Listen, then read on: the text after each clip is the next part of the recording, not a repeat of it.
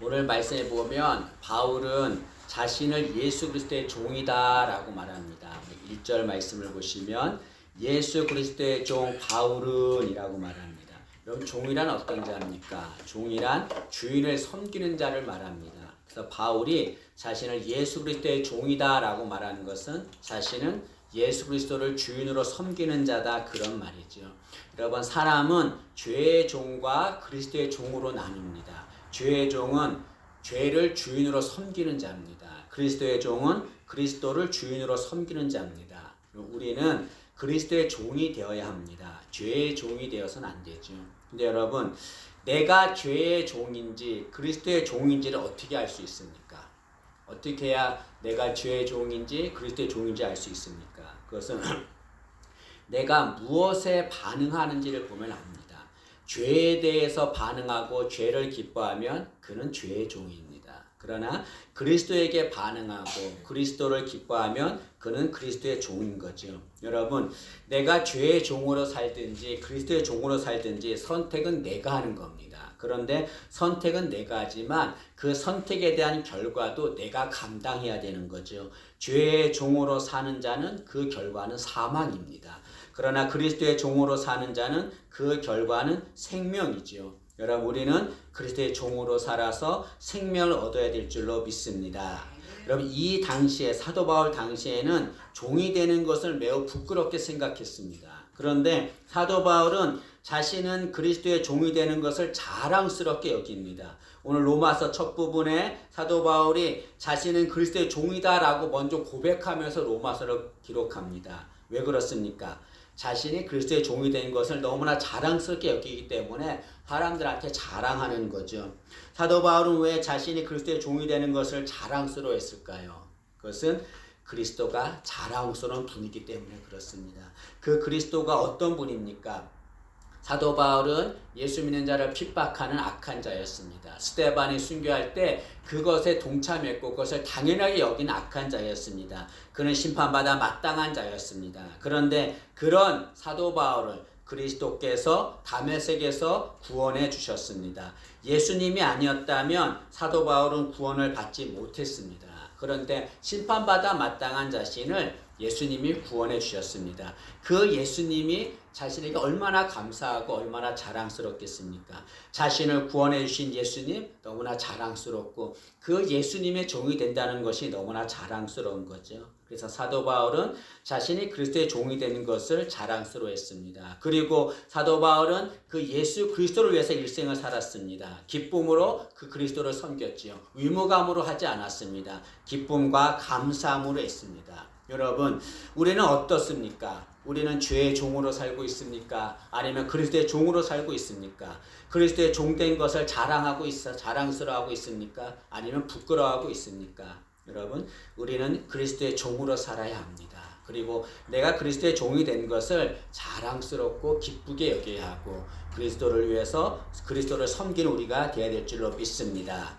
그런데 이 그리스도의 종이 되려면 꼭 해야 될 것이 있습니다. 아무나 그리스도의 종이 될 수 없습니다. 그리스도의 종이 되기 위해서 해야 될 것이 있는데 그것은 내가 주인으로 섬기던 것을 포기해야 합니다. 내가 주인으로 섬기는 것을 포기해야 내가 그리스도의 종이 될 수 있어요. 그리스도를 주인으로 섬길 수가 있습니다. 자신이 주인으로 섬기던 것을 포기하지 않으면 절대로 그리스도의 종이 될 수 없습니다. 왜냐하면 인간은 절대로 두 주인을 섬길 수가 없습니다. 그리스도를 섬기든지 다른 신을 섬기든지 하나만을 섬겨야 되죠. 그래서 예수님 말씀하시기를 한 사람이 두 주인을 겸하여 섬길 수 없다라고 말씀하고 있습니다. 내가 주인으로 섬기던 거 이거 포기해야 그리스도의 종이 될 수 있습니다.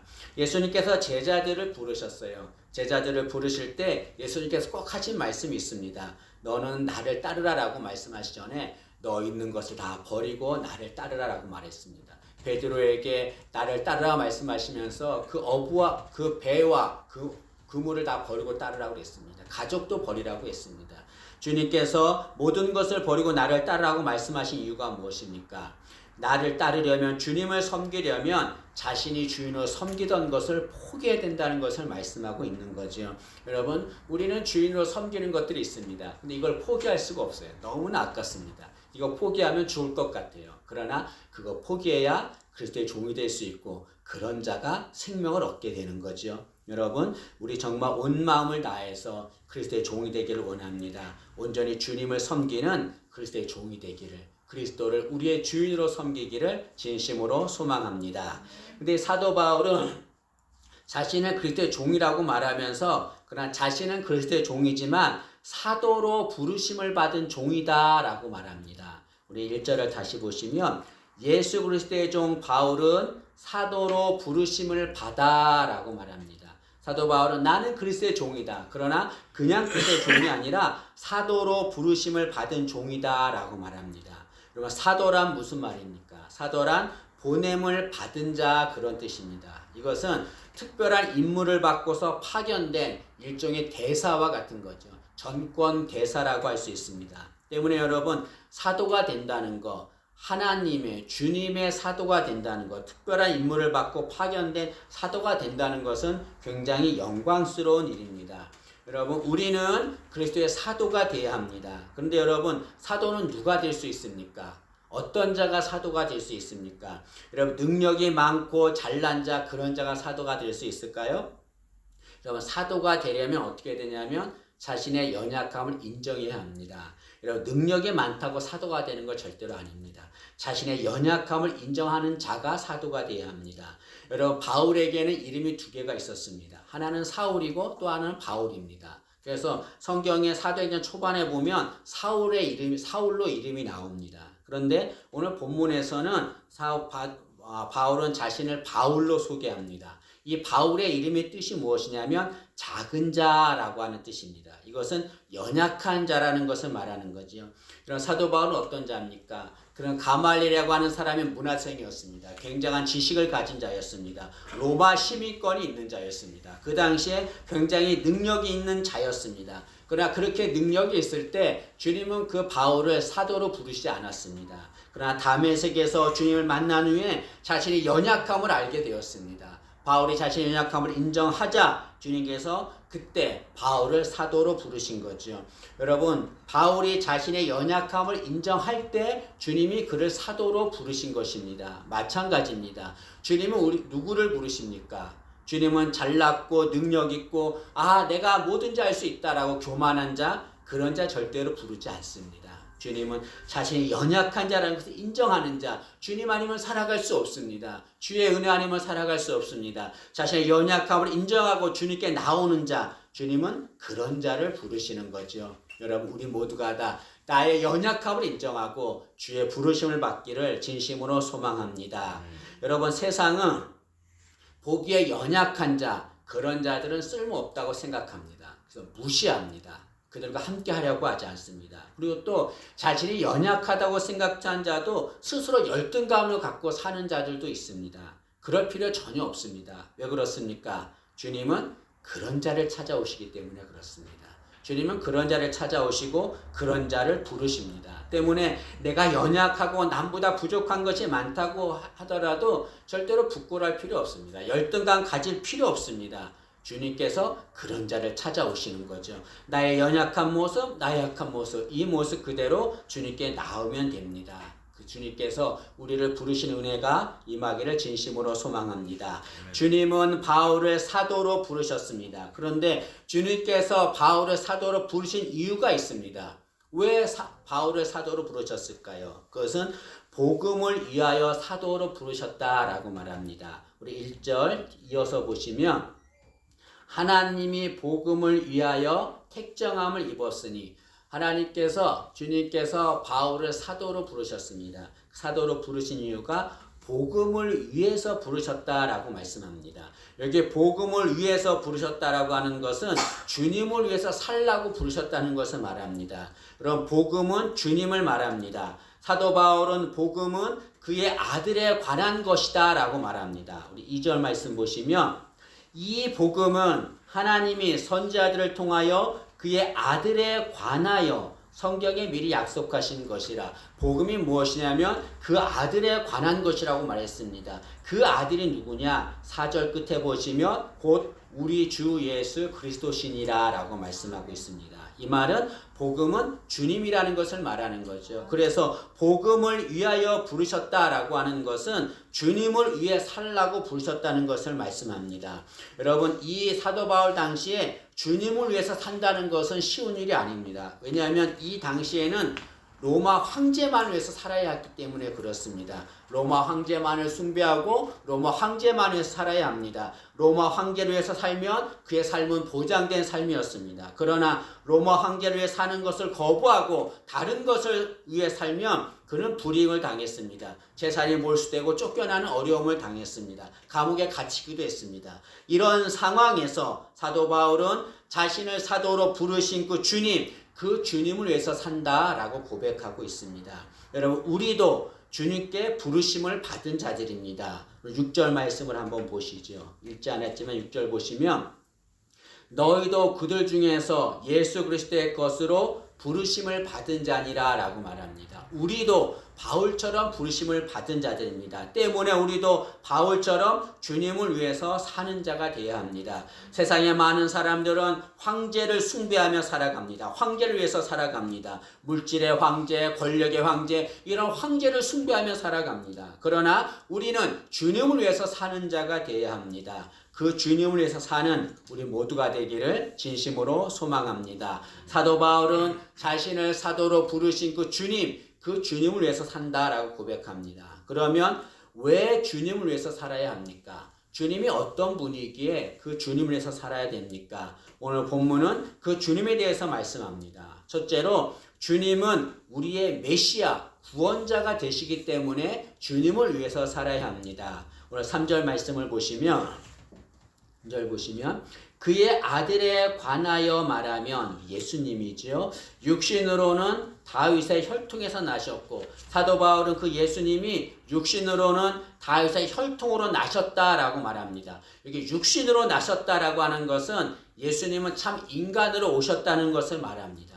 여러분, 예수님은 참 인간이십니다. 주님은 세상에 계시는 동안에 줄이면 배고파하셨습니다. 슬프면 눈물 흘리셨습니다. 그리고 십자가에 달리실 때 고통스러워하며 돌아가셨습니다. 그것은 주님이 참 인간이기 때문에 그렇습니다. 어떤 사람은 예수님은 고통 없이 십자가에서 죽으셨다라고 말하는데 그렇지 않습니다. 예수님은 온 인류의 죄를 그 십자가 홀로 감당하시면서 정말 고통스럽게 돌아가셨습니다. 인간으로 돌아가신 거죠. 그런데 주님은 인간으로 오셨는데 주님은 다윗의 혈통으로 오셨다라고 말합니다. 인간으로 이 세상에 오셨는데 다윗의 혈통으로 오셨다라고 말합니다. 다윗의 혈통으로 오셨다고 하는 것은 메시아, 구원자로 오셨다는 것을 말합니다. 왜냐하면 구약 성경은 다윗의 혈통에서 메시아가 오신다라고 예언했기 때문에 그렇습니다. 메시아는, 구원자는 다윗의 혈통에서 오신다라고 예언했고 그 예언대로 예수님은 다윗의 혈통에서 오셨습니다. 그 예수님이 진정한 메시아고 구원자입니다. 메시아는 어떤 자입니까? 하나님이 인류를 구원하기 위해서 보내신 구원자를 말합니다. 이스라엘 백성들은 자신들을 구원할 메시아를 간절히 기다렸습니다. 하나님이 그들의 기도를 들으시고 그들을 위해서 이 세상에 메시아를 보내주셨습니다. 그분이 바로 예수 그리스도신 거죠. 예수님은 이 세상에 오셔서 메시아로 오셔서 이스라엘 백성들을 구원해 주셨습니다. 그리고 우리도 구원해 주시는 거죠. 여러분, 우리는 심판받아 마땅한 자들입니다. 죄로 인해서 심판받아 마땅한 자들이에요. 그래서 심판받아도 할 말이 없습니다. 그런데 그런 우리를 주님이 메시아로 오셔서 구원해 주신 거죠. 우리를 구원해 주시기 위해서 주님은 십자가에서 처참하게 죽으셨습니다. 우리를 구원하시기 위해서 이 세상에 오신 예수님, 그 주님은 우리를 위해서 사셨습니다. 때문에 우리도 마땅히 부르심을 받은 우리들은 주님을 위해서 살아야 될 줄로 믿습니다. 또 왜 우리는 주님을 위해서 살아야 합니까? 그것은 주님은 하나님이 되시기 때문에 그렇습니다. 오늘 4절 말씀을 한번 보시죠. 4절 보시면 성결의 영으로는 죽은 자들 가운데서 부활하사 능력으로 하나님의 아들로 선포되셨으니 곧 우리 주 예수 그리스도시니라. 바울은 예수님은 성결의 영으로는 하나님의 아들로 선포되셨다라고 말합니다. 주님이 하나님의 아들로 선포되셨다고 하는 것은 주님은 곧 하나님이라는 것을 말합니다. 여러분, 사람의 아들은 누굽니까? 사람의 아들은 사람인 거예요. 마찬가지로 하나님의 아들도 하나님이신 것입니다. 이것은 예수님은 하나님이 되신다는 것을 말합니다. 세상의 많은 사람들은 예수님을 인간으로만 생각합니다. 예수님은 인간이시지만 또한 참 신이기도 합니다. 많은 사람들은 예수님을 인간으로만 생각합니다. 그냥 훌륭한 성인 아니면 개혁가 그런 인간으로만 생각합니다. 그러나 주님은 인간이시면서도 참 신이 되십니다. 어떻게 주님이 인간이면서 참 신이 되십니까? 그것은 주님은 죽은 자들 가운데서 부활하신 분이기 때문에 그렇습니다. 오늘 4절 말씀에 뭐라고 말씀합니까? 죽은 자들 가운데서 부활하사 능력으로 하나님의 아들로 선포되셨으니.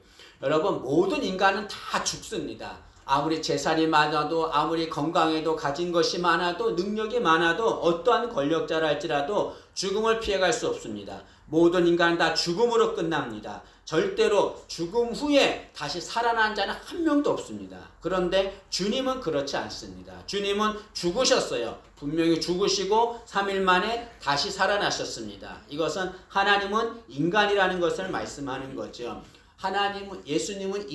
예수님은 하나님이십니다. 죽었다가 다시 부활하신 하나님이십니다. 그리고 부활하신 것으로 끝나는 것이 아니라 그 부활하신 주님은 우리도 주님처럼 영광스럽게 부활하게 해주시는 거죠. 여러분, 모든 사람은 다 부활합니다. 예수를 믿는 사람만 부활하지 않아요. 예수를 믿는 사람, 예수를 믿지 않는 사람, 신자든 불신자든 모든 사람은 다 부활합니다. 차이가 있습니다. 차이는 불신자는 심판의 부활을 하죠. 영벌을 받습니다. 그러나 믿는 자, 신자는 생명의 부활을 합니다. 그래서 영생을 얻게 되는 거죠. 모든 사람은 다 부활하지만 주님을 믿는 자들은 영광스럽게 부활합니다. 여러분, 이 세상 살 때 힘들고 상한 몸과 마음이 있습니다. 그러나 부활하면 이런 모습으로 부활하지 않아요. 이 모습이 아니라 영광스러운 모습으로 부활하십니다. 부활하신 주님께서 우리를 그렇게 부활시켜 주는 거죠. 때문에 우리를 부활하게 하시는 그 예수님, 그 예수님에서 사는 것은 마땅한 것입니다. 여러분, 여기 주님이 죽음을 이기시고 부활하셨다고 하는 것에는 귀한 진리가 있습니다. 그것은 주님께 나오면 죽음이 해결된다는 것을 말씀하고 있습니다. 여러분, 세상은 발전했습니다. 못하는 것이 없습니다. 어디든지 갈 수 있고 무엇인지 할 수 있습니다. 그러나 이 세상이 아무리 발전해도 세상이 절대로 해결하지 못하는 것이 딱 하나 있습니다. 죽음의 문제입니다. 세상은 절대로 죽음의 문제를 해결하지 못합니다. 그러나 주님은 죽음의 문제를 해결합니다. 어떠한 죽음도 주님 앞에 오면 다 해결되는 거죠. 여러분, 우리는 인생 살아갈 때 죽음과 같은 문제를 만날 때가 있습니다. 이 문제 해결하려고 여러 곳을 다닙니다. 그러나 어느 곳을 다녀도 이 문제 해결받지 못합니다. 오히려 문제만 더 커지게 되는 거죠. 어떻게 하면 해결될 수 있습니까? 죽음에서 부활하신 주님, 그 주님께 나가면 주님은 이 죽음 같은 문제를 해결해 주실 수 있을 줄로 믿습니다. 여러분, 어떤 문제가 있다 할지라도 부활하신 주님이 계세요. 그 주님 앞에 나가는 우리 되기를 진심으로 소망합니다. 여러분, 주님은 죽음에서 부활하신 하나님이 되십니다. 그리고 우리를 부활시켜 주십니다. 때문에 우리는 그 주님을 위해서 사는 것이 마땅한 거죠. 죽음에서 부활하셔서 우리의 죽음 문제를 해결하신 주님, 그 주님을 위해 사는 우리가 되기를 진심으로 소망합니다. 말씀을 마치겠습니다. 우리는 주님께 부르심을 받은 자들입니다. 주님께 부르심을 받은 자들은 주님을 위해서 살아야 합니다. 여러분, 주님을 위해서 산다는 것이 우리의 기쁨이 되어야 합니다. 여러분, 우리 일생 사는 날 동안에 주님께 부르심을 받은 우리 모두가 다 주님을 위하여 사는 그런 은혜가 임하기를 진심으로 소망합니다. 기도하겠습니다. 우리를 부르신 주님 은혜를 감사합니다. 우리를 부르신 주님을 위해서 사는 자가 되게 도와주시고 일생 동안 그 주님의 기쁨을 위해서 사는 저희들 되게 도와주옵소서. 예수님의 이름으로 기도합니다. 아멘.